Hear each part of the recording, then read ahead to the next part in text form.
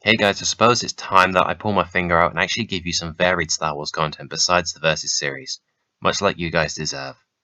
So, as is a tradition among Versus makers and the other Star Wars fans, I shall give you my answers to the 16 questions of the Star Wars Questionnaire, first answered by Grey Jedi. Let's get started. First question, Jedi or Sith? Before I answer, I would just like to point out that in general I would prefer to be a Grey Jedi, or maybe even a Dark Jedi, as like many, I don't completely agree with the ideals of both sides, and my view on the Force is very much in line with Kyle Katarn's. Kyle didn't believe that either side of the Force was inherently evil, he simply believed that it was how you used your abilities that defined you. Much like how Jedi Master Plo Koon believed it would be irresponsible to not develop his abilities with electric judgment, a power that is typically seen as a Jedi's equivalent to Sith lightning. The greater combative and utility versatility provided by having an extensive knowledge of both sides cannot be over-exaggerated. But this question says Jedi or Sith, so I'm going to take that in the context of being a pure Jedi or pure Sith, and in that regard, I would choose to be a Sith. Generally, while the Jedi are typically the do-gooders of the galaxy, they can be unreliable to an extent, in that when they are presented with a problem that could easily be resolved by sometimes just their presence, they don't always act. And there have been plenty of instances where they could have prevented atrocities from occurring. Although there are a few Jedi that are the exception to the rule, and believe in assertive action, such as Plo Koon or Ram Kota, Sith may typically not be the peacekeepers, but your average Sith is generally more practical than your average Jedi. While I don't believe that peacekeepers should always assert their will over others, neither do I think that they should want to. I do think that they should be willing to when the situation demands it. And since the Sith tend to shape things around them to their own accord, then I feel that they have a better understanding of this principle. Plus, the Sith in my eyes always tend to have a greater strive for improvement in all that they do, which is a welcome bonus in my eyes. So to conclude, preferably, I would want to be a Grey Jedi, but if you were to twist my arm and force me to choose, I would be a Sith. Favourite worlds?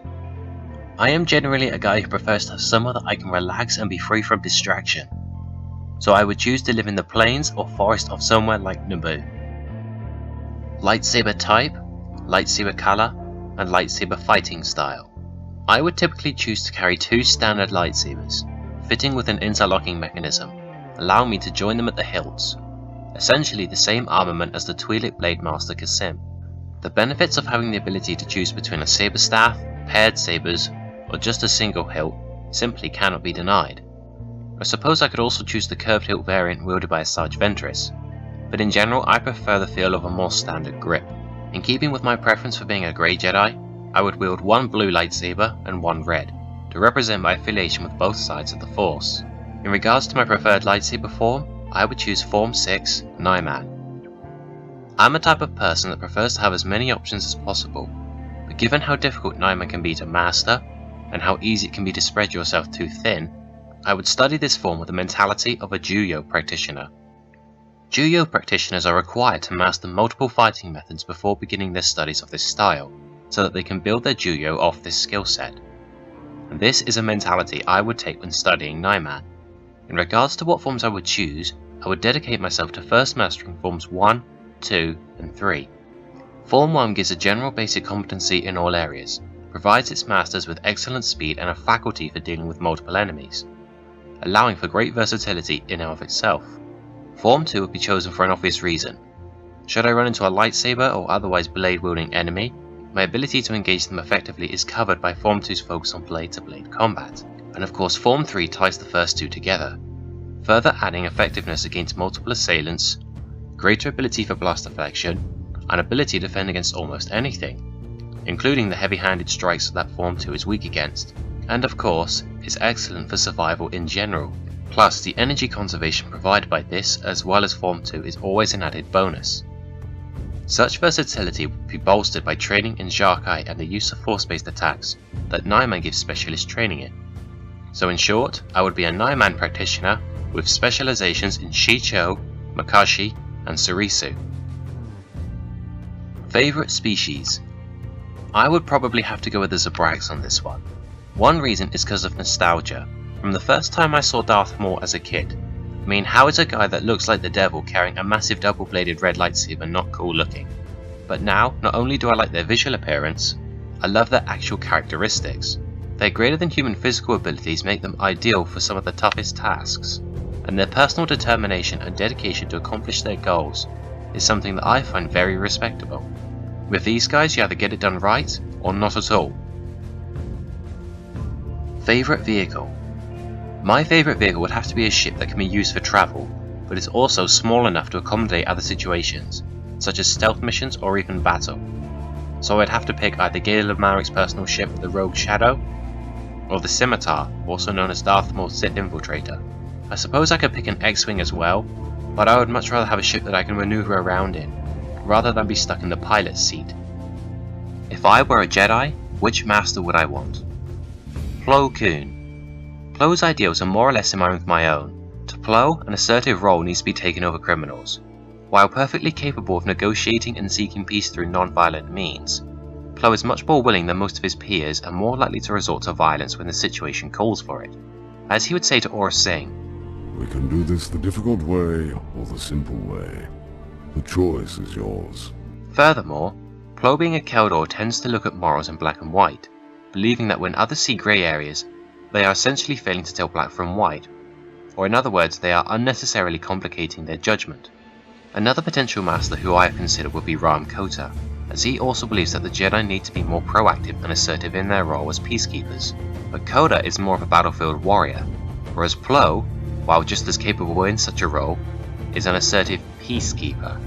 Another factor that appeals to Plo being my master is that despite his stubborn nature and harsh view on criminals, he is still a calm and caring individual, and has great compassion to those around him. He isn't blinded by his own tendencies to the point where he is incapable of lending friendly advice and being a comforting presence to those in distress. If his relationship with Ahsoka, where he is essentially an uncle figure to her, is any indication. So overall, I would pick Plo Koon as my chosen Jedi Master. If I were a Sith, which master would I want? I have two masters that I've always been torn between, those being Darth Bane and Darth Plagueis. Darth Bane is very warrior-minded and as such possesses a fantastic fighting spirit, but is also very scholarly and focused on development and growth in a philosophical sense, or at least the Sith's interpretation of philosophy. For example, while he possessed no talent for Sith sorcery, he was smart enough to still study its nature, to better enable himself to defend against it, along with other unorthodox methods and uses of the Force. Plagueis sought to have a partner that he could have beside him to accomplish his goals, and again was very scholarly, but his overall focus was in a sense a bit more one-sided, rather than balanced. Granted, a huge benefit from having Plagueis as a master will be a certain level of trust when my training was complete, although given his focus on immortality, there would always be a slight amount of doubt in the back of my mind as to whether or not he would want to keep his partner around once that goal was accomplished. With Darth Bane, you know where you stand, and his methods and approaches appear to balance out much more effectively. So my chosen Sith Master would be Darth Bane. If I were a Sith, then what would my Sith name be? Darth Dominari. Dominari is Latin for dominate, and as a Sith, a typical Sith, you are in a sense seeking domination, whether by way of political manipulation or by way of destruction through combat, and this would keep in line with my mentality for rooting out my various enemies and destroying them, one way or another. Favourite Star Wars film? Before The Force Awakens came out, my favourite Star Wars movie was always an even split between Return of the Jedi and Revenge of the Sith, as Return of the Jedi had a satisfying feeling through not only the story's conclusion, but it shows just how much Luke has matured and developed as a character, and his ability to walk away from the dark path that his father did, and then manage to actually redeem him despite all the evil he has done. And Revenge of the Sith was a contender as it also showed once again just how far Obi-Wan and Anakin had developed as friends, and to see that connection split to the point that it did really was in a sense a heartbreaker. In addition, I personally feel that Revenge of the Sith out of all Star Wars movies, besides The Force Awakens, has the best blend between action and story, being roughly 60% action and 40% story, appropriate considering this movie was based during a war. And of course, without giving away any spoilers, The Force Awakens essentially shows us a collection of amazing characters, with fantastic action sequences and some really heartfelt moments, but if you were to twist my wrist and force me to pick, I'll have to go with Revenge of the Sith, as the split connection between Obi-Wan and Anakin is my most memorable story arc. Least favourite Star Wars film? Attack of the Clones. For one reason, and one reason alone. The terrible and quite frankly what feels like a forced romance between Anakin and Padme. To be clear, I'm not big on movie romances in general, but I do prefer the ones that are at least shown through some kind of development. For example, the romance between Han and Leia was flushed out over the course of 3 movies, much more fluidly, whereas Anakin and Padme's was more or less thrown in our face. And although TCW did shed some light on this, it still didn't ultimately develop as well as it could have. Still, it's a better love story than Twilight. If I could write my own Star Wars novel, what would it be about? I would write something set during the Rule of Two era. While there are a few bits and pieces regarding this time period, there ultimately is so little information on it, especially since the year gap is a millennium. And considering that the Sith grew stronger over the course of this time gap, I want to see the growth in power, and an expansion on how the Sith transitioned from being bloodthirsty warriors to calculating schemers and politicians, and how this affected their order as a whole. Which film has your favourite soundtrack? I personally adore all the music in Star Wars, but in regards to what movie holds my personal favourite, I would have to pick The Phantom Menace. This was the first Star Wars film I watched all the way through as a kid, and like many kids, the excitement and high energy music that tied in with the various action sequences drew me in. In regards to the specific soundtrack, it would have to be The Duel of Fates. Even to this day, I still love this soundtrack.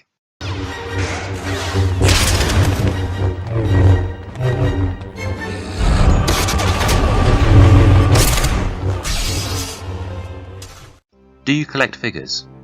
No, I used to as a kid from various magazines, but not anymore. What is the best thing about the expanded universe? The best things about the expanded universe are essentially the fact that that is what it sounds like. It is an expanded universe. It gives us the chance to explore new locations that briefly get mentioned, or that we've never heard of, which also gives us a window into what it would be like on a planet with a singular landscape, such as Mustafar being an entire volcano, or Endor being an entire forest.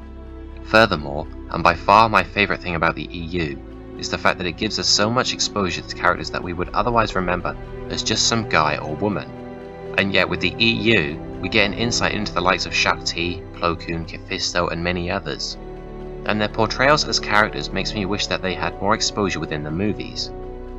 And of course, the expanded universe allows us to better understand some of the more complex story arcs, such as how Plagueis and Palpatine went about working their way through various political barriers that they faced to achieve their goal. So overall, the best thing about the expanded universe for me is the fact that it gives us a ton more exposure. What are the worst things about the expanded universe? Too many retcons. Not even that, it's more to the fact that there are retcons at all. If you want a new story arc, then just make a new character, don't write off the previous material. And if you want a new story with a pre-existing character, then just tie them into the story, rather than changing their background or large parts of previous work. Also, another problem I have is Disney's current canon parodying too many characters from the original EU. Fans of the Legends canon will know exactly what I'm talking about. And finally, what does Star Wars mean to me? To me, Star Wars is a place where imagination can be brought to life. It portrays characters that we can find relatable in many ways. It's a chance for adventure, a potential for thrill, a universe in which anything can happen. Its ever-expanding material only further shows us just what can be achieved when you put your mind to a task, overcoming a giant evil, or by helping someone who has lost their way. A place where peacekeepers are forced to adapt to the struggle of brutal war and then forced to live in seclusion despite their loyal service. Star Wars is a franchise in which any one of us can relate to in one way or another, and that is why it is my favourite fictional franchise. Okay, thoughts and comments below, feel free to share your answers to this questionnaire, and as always, thank you very much for watching, and I'll see you in another video soon. Bye for now.